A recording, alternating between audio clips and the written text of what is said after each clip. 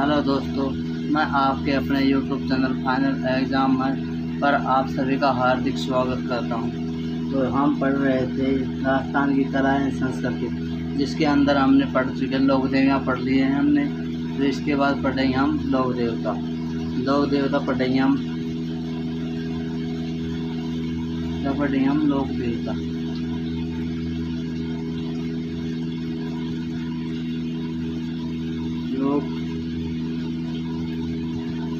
लोक देवता हमारा टॉपिक होगा, जो कि इसके बाद हम लोक देवता के अंदर पढ़ेंगे लोक देवता को क्या होते हैं। जो समय समय पर उत्कृष्ट कार्य, बलिदान, उत्सर्ग या परोपकार कार्य करने वाले महापुरुषों को लोक देवता कहा जाता है। मारवाड़ के अंदर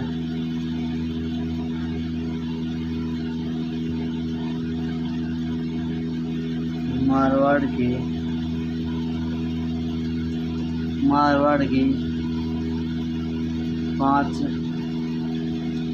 के 5 पीरों की मान्यता है। मेवाड़ के अंदर 5 पीरों की मान्यता है। 5 पीर कौन कौन से होते हैं? जो कि हमारा पहला हो गया बाबूजी। कौन सा हो गया? बाबूजी। पहला हो गया बाबूजी, दूसरा हो गया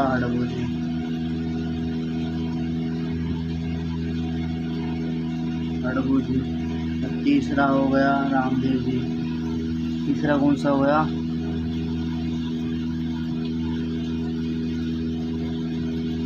रामदेव जी। चौथा हो जाएगा हमारा मेहाजी मांगलिया।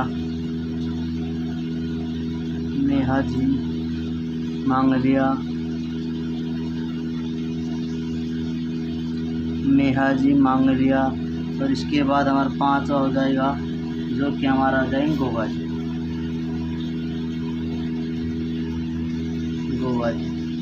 ये होते हैं मारवाड़ में 5 पीरों की मान्यता। देखिए हमारे 5 पीर ये हैं: बाबूजी, हड़बूजी, रामदेव जी, मेहाजी मांगलिया और गोवा जी। तेजाजी लोक देवताओं में शामिल नहीं है। तेजाजी पंचपीरों में शामिल नहीं है, लोक देवता तो, लेकिन पंचपीरों में शामिल नहीं है। तो हम पढ़ेंगे, पहला पढ़ेंगे हम बाबूजी। कौन सा पढ़ेंगे? बाबूजी पढ़ेंगे। बाबूजी का जन्म कब हुआ था? बाबूजी का जन्म हुआ था विक्रम संवत 1296 में। विक्रम संवत 1296 के अंदर बाबूजी का जन्म हुआ था, जो कि कोलू के अंदर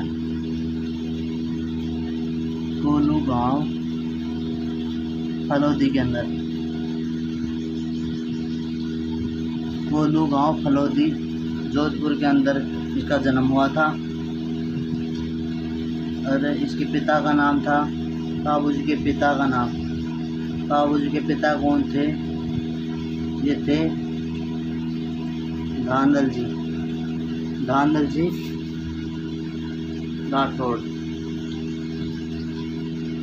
जी राठौड़ पिता थे। माता का नाम क्या था? माता थी कमला दे।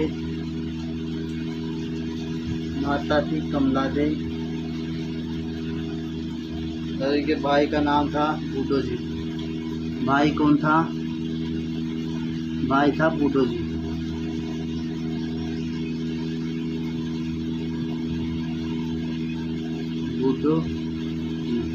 भाई था बूटो जी। और भाई का पुत्र, बूटो जी का पुत्र था रूपनाथ। कौन था? रूपनाथ या झरडा जी, या फिर झरडा जी, या इसे बोलते हैं, जिसमें हिमाचल प्रदेश में रूपनाथ की, हिमाचल प्रदेश के अंदर, जो कि बालकनाथ के रूप में पूजा करते हैं। बालकनाथ के रूप में, बालकनाथ की रूप में पूजा होती है।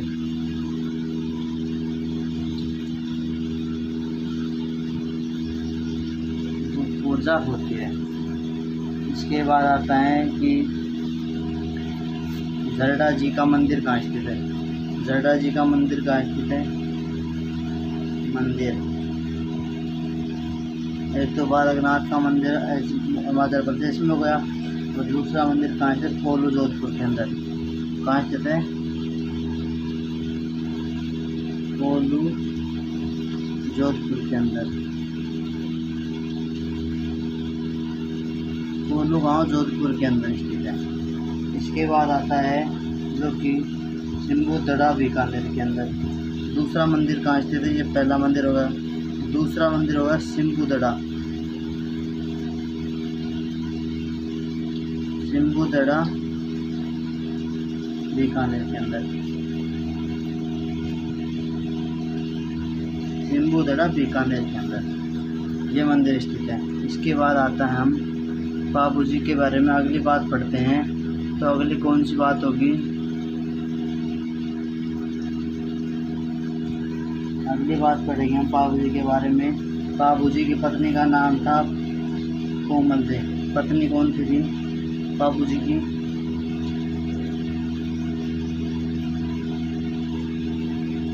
बाबू जी की पत्नी,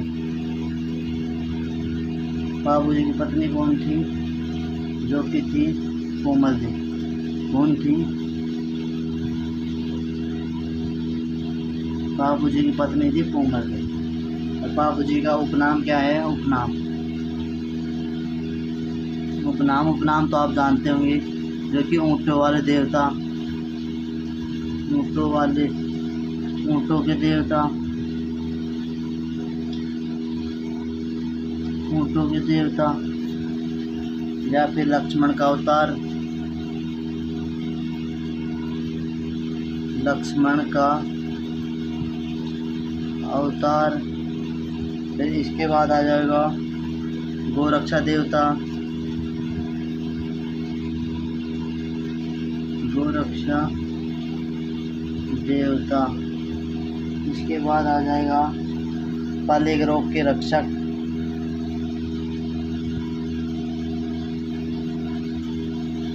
प्लेग रोग के रक्षक, ये हो गया। इसके बाद पढ़ते हैं हम बाबू जी को मेहर जाति के मुसलमान पीर मानते हैं। बाबू जी को मेहर जाति के लोग, जाति के मुसलमान, मेहर जाति के मुसलमान पीर मानते हैं। पीर मानते हैं, मेहर जाति के मुसलमान पीर मानते हैं। इसके बाद आता है कि बाबूजी राठौड़ों के मूल पुरुष राव सिंह के वंशज हैं। बाबूजी राव सिंह के वंशज हैं। बाबूजी राव सिंह के वंशज हैं। इसके बाद पढ़ते हैं हम, बाबूजी ने पाटन के शासक मिर्जा खां से गोहत्या रुकवाई।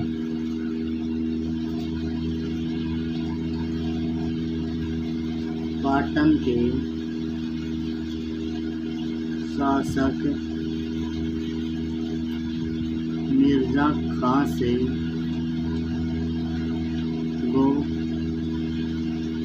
गोहत्या रुकवाई।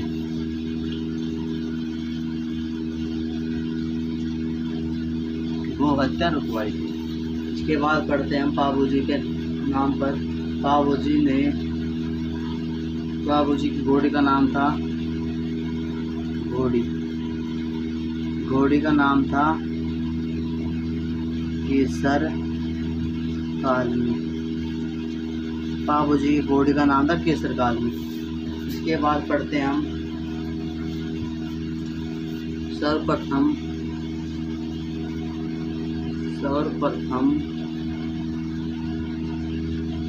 ऊँट लाने का श्रेय दिया जाता है। बाबूजी को मारवाड़ के अंदर ऊँट लाने का श्रेय दिया जाता है। इसके बाद पढ़ते हम, इसके बाद पढ़ेंगे हम जो कि बाबूजी के अनुयायी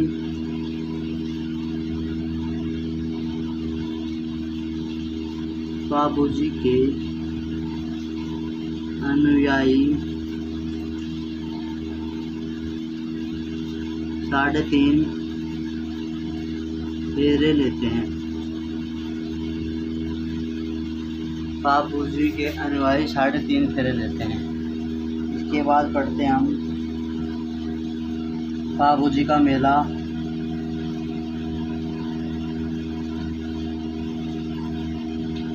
मेला लगता है कोल्लू में। कोल्लू के अंदर चैत्र अमावस्या को,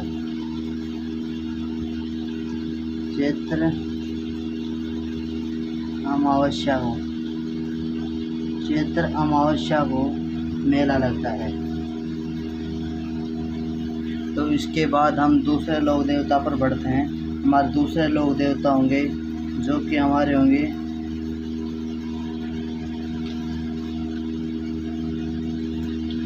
हम पढ़ेंगे। हमारे दूसरे लोक देवता इस प्रकार से होंगे। दूसरे लोक देवता हैं हमारे गोगा जी। कौन से हैं? गोगा जी।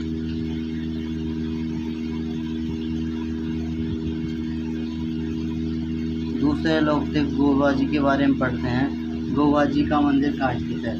तो गोगा जी का जन्म कहाँ हुआ था? जन्म कब और कहाँ हुआ था ये देखिए।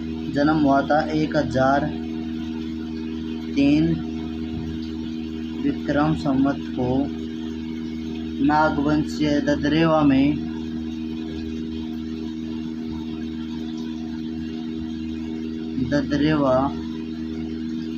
चूरू नागवंशीय चौहानों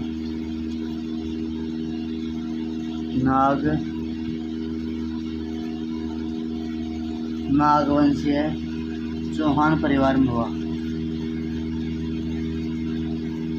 नागवंशीय चौहान परिवार में हुआ। नागवंशीय चौहान परिवार में हुआ। इसके बाद पढ़ते हैं हम जो कि इस प्रकार से होगा। इस गोगा जी के पिता का नाम, गोगा जी के पिता का नाम था जो कि जेवर। पिता का नाम था जेवर। और माता का नाम था बाछल। माता का नाम था बाछल। और गुरु कौन थे? गुरु गोरखनाथ।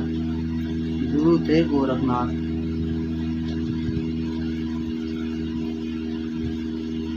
गोगा जी के गुरु थे गोरखनाथ। पत्नी कौन थी? पत्नी थी जो कि केमल थे। पत्नी का नाम क्या था? केमल थे। तो ये उसकी पत्नी हो गई।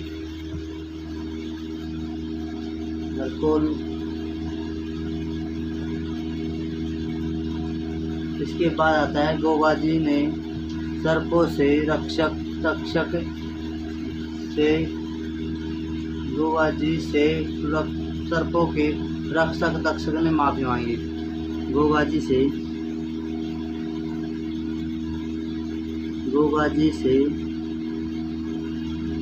सर्पों के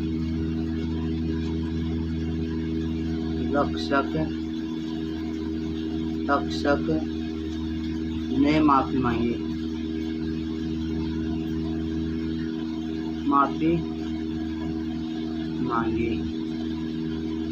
गोगा जी से सर्पों के रक्षक ने माफी मांगी। गोगा जी ने चिनाब नदी के किनारे महमूद गजनी से युद्ध किया। चिनाब नदी के किनारे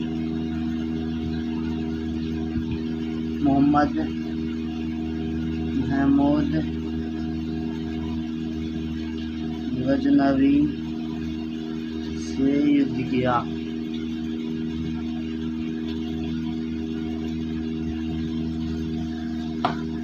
चिनाब नदी के किनारे गोवाजी ने महमूद गजनवी से युद्ध किया। गोवाजी को जहां पीर की उपाधि थी। गजनवी ने इसके बाद युद्ध के बाद गजनवी ने गोवाजी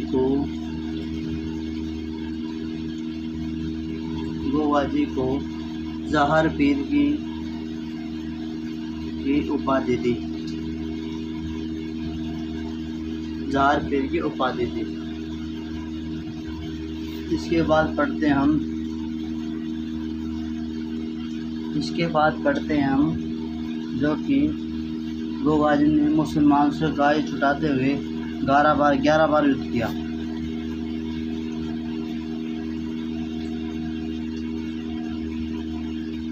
गोवाजी ने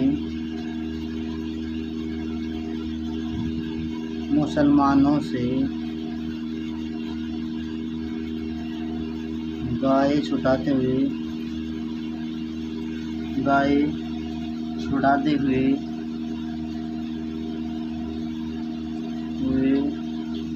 11 बार युद्ध किया। 11 बार युद्ध किया मुसलमानों से गायों को छुटाते वक्त। इसके बाद आता है जो कि युद्ध करते वक्त इनका शीर्ष ददरेवा चूरू में गिरा। किसी युद्ध के दौरान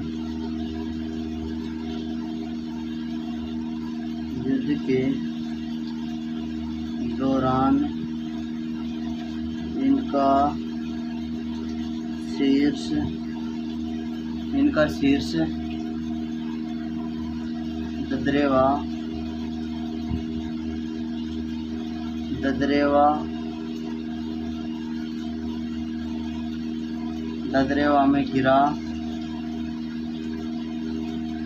में गिरा।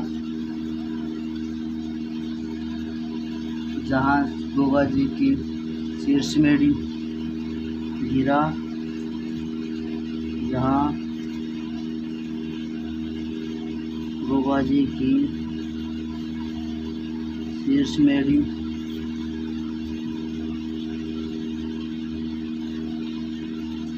गोवाजी की शीर्ष मेढ़ी या फिर सिद्धि मेढ़ी बोलते हैं इसको। क्या बोलते हैं? सिद्धि मेढ़ी या बोलते हैं इसको सिद्धि मेढ़ी। और इनका धड़ बिना शीर्ष का धड़ गिरा और बिना शीर्ष का धड़ नौहर हनुमानगढ़ में गिरी।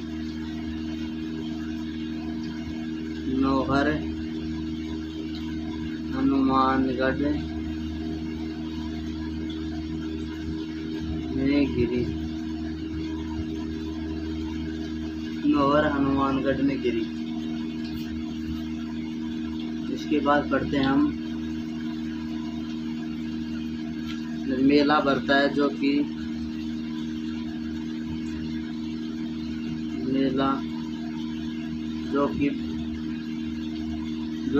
हिंदू मुस्लिम सद्भावना का मेला है। कौन सा मेला है? हिंदू मुस्लिम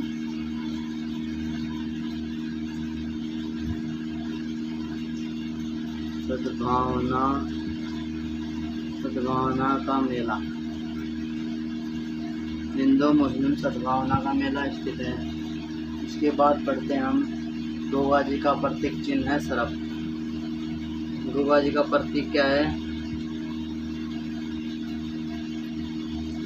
सरफ। गोवाजी का प्रतीक चिन्ह है सरफ। इसके बाद पढ़ते हैं हम गोवाजी के बारे में जो कि इस प्रकार से पढ़ेंगे। गोगा जी का प्रतीक चिन्ह भी हो चुका है। इसके बाद पढ़ेंगे हम गोगा जी के उपनाम। उपनाम कौन कौन से होते हैं? उपनाम होते हैं गोगा जी के, जो कि उपनाम है जो कि नागों के देवता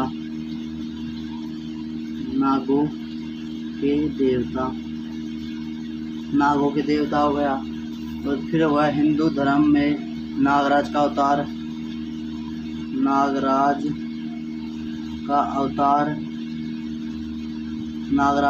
हो गया। इसके बाद गोगा पीर का अवतार मुसलमानों के लिए, गोगा पीर का अवतार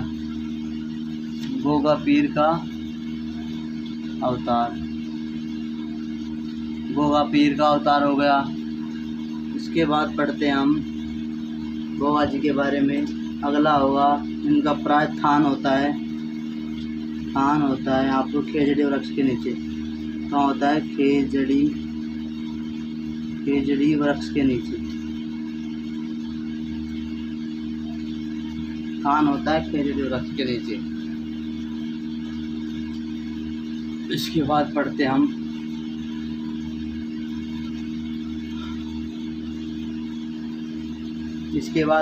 गोगा जी का मेला कब लगता है? मेला भरता है भाद्रपद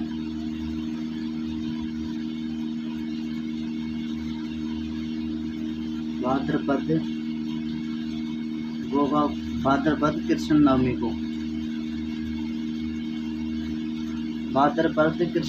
को इसका मेला भरता है। तो इसके बाद पढ़ेंगे हम अगले लोक देवता कौन से होंगे हमारे, जो कि इस प्रकार से होंगे। अगले लोक देवता के बारे में पढ़ेंगे हम। अगले लोक देवता होंगे हमारे रामदेव जी। कौन से होंगे? रामदेव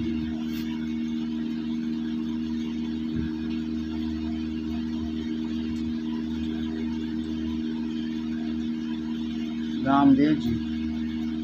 तीसरे लोक देवता होंगे रामदेव जी। रामदेव जी का जन्म कब हुआ था? कहाँ हुआ था? रामदेव जी का जन्म हुआ था कब? 1409 विक्रम संवत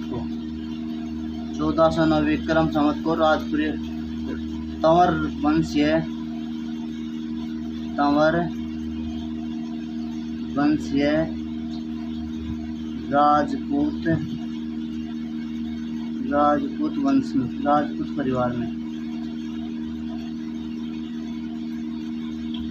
वंशीय राजपूत परिवार में हुआ था रामदेव जी का जन्म।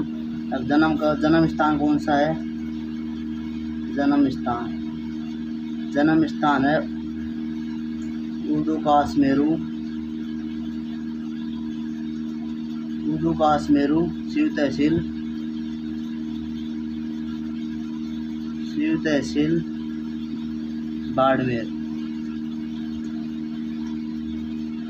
तहसील बाड़मेर के अंदर हुआ था। इनके पिता था अजमाल जी। माता थी जो कि मैणा दे। माता का नाम था मैणा दे। उनके भाई गुरु थे बालीनाथ। गुरु कौन थे?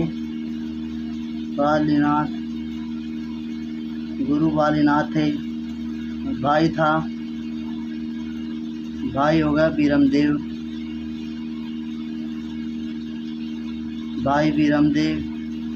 बलराम का अवतार बोलते हैं इसके। बलराम का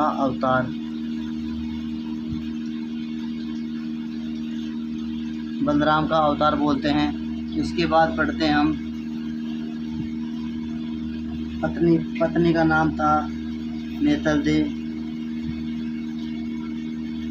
पत्नी का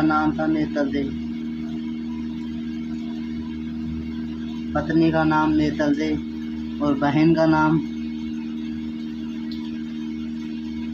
का नाम था सुगनाबाई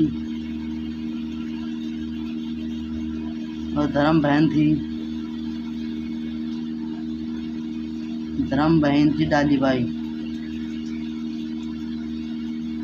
डालीबाई ने रामदेव से एक दिन पहले समाधि ली थी। रामदेव जी ने रामदेव जी ने से एक दिन पहले समाधि ली थी। डालीबाई का कंगन रामदेव जी एकमात्र ऐसे लोक देवता हैं जो कि जिसने रामदेव जी एकमात्र ऐसे लोक देवता रामदेव जी एकमात्र ऐसे लोक देवता हैं जिन्होंने जीवित समाधि ली।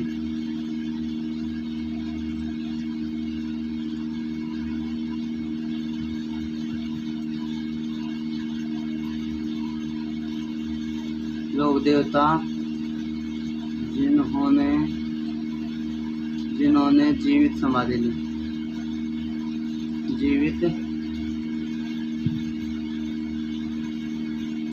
जीवित समाधि ली। इसके बाद पढ़ते हैं हम, जो कि हमारे इस प्रकार से हो गया। रामदेव जी एकमात्र ऐसे लोक देवता हैं जो कवि भी थे। लोक देवता हैं जो कवि भी थे। ने लिखा था, ग्रंथ लिखा है इन्होंने 24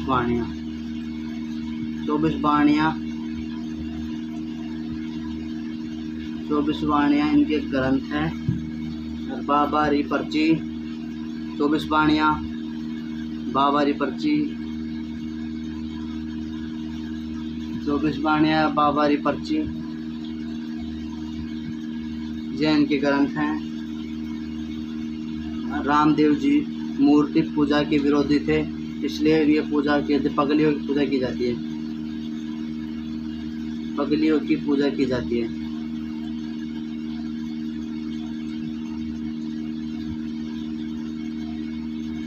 पगलियों की पूजा की जाती है। इसके बाद पढ़ते हैं हम इसका अगला आएगा कदम्ब वृक्ष के नीचे थान है इनका। कदम्ब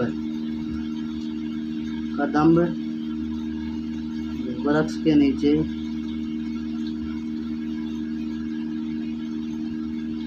थान है। कदम्ब वृक्ष के नीचे इसका थान है। इसके बाद पढ़ते हैं हम, अगला होगा हमारा, इसके बाद पढ़ेंगे हम, इसके बाद पढ़ेंगे रामदेव जी के बारे में। रामदेव जी को सांप्रदायिक सद्भावना का देवा कहा जाता है, पीरों के पीर कहा जाता है, ऋण जारू धनी कहा जाता है, और रामदेव जी को विष्णु का अवतार माना जाता है। तो जिसके बाद पढ़ रहे हैं हम, रामदेव जी ने कामड़ पंथ चलाया था। कामड़िया पंथ चलाया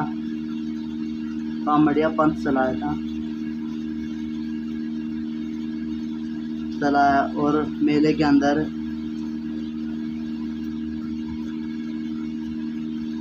कामड़िया महिलाएं, कामड़ जाति की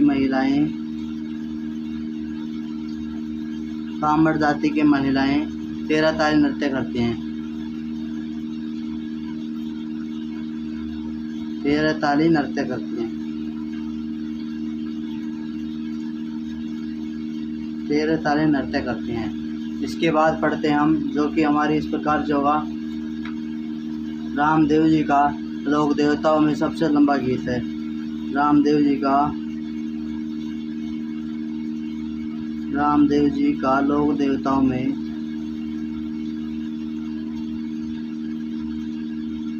देवताओं में सबसे लंबा गीत है। लोक देवताओं में सबसे लंबा गीत है रामदेव जी का। मेला कब लगता है? मेला लगता है भाद्रपद शुक्ल द्वितीया से। मेला लगता है भाद्रपद शुक्ल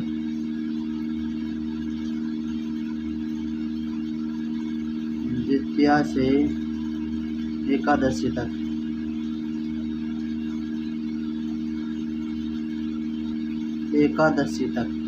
भाद्रपद शुक्ल एकादशी तक। इसके बाद छोटा रामदेवरा स्थित है, जो कि छोटा छोटा रामदेवरा कहाँ स्थित है? गुजरात के अंदर। छोटा रामदेवरा गुजरात के अंदर स्थित है। इसके बाद पढ़ते हैं हम, इसके बाद पढ़ेंगे हम जो कि राजस्थान का दूसरा रामदेवरा कहाँ स्थित है? दूसरा रामदेवरा कहाँ स्थित है? जो कि है पूंडियावास अजमेर के अंदर। पूंडियावास अजमेर के अंदर स्थित है। इसके बाद पढ़ते हैं हम अगला जो कि हमारा हुआ पंच। इसके अंदर होती है ध्वजा 5 रंगों की होती है। वाहन घोड़ा, वाहन है नीला घोड़ा। नीला वाहन कौन सा है? नीला घोड़ा। नीला घोड़ा वाहन है और ध्वजा है पंचरंगी, 5 रंगों की, 5 रंगों की ध्वजा है जिसे नेजा बोलते हैं। क्या बोलते हैं? नेजा बोलते हैं। और भक्तजनों को क्या बोलते हैं? भक्तजनों को बोलते हैं जातरू। भक्तजनों को जातरू बोलते हैं। और मंदिर को देवरा बोलते हैं। और रात्रिकालीन जागरण को क्या बोलते हैं?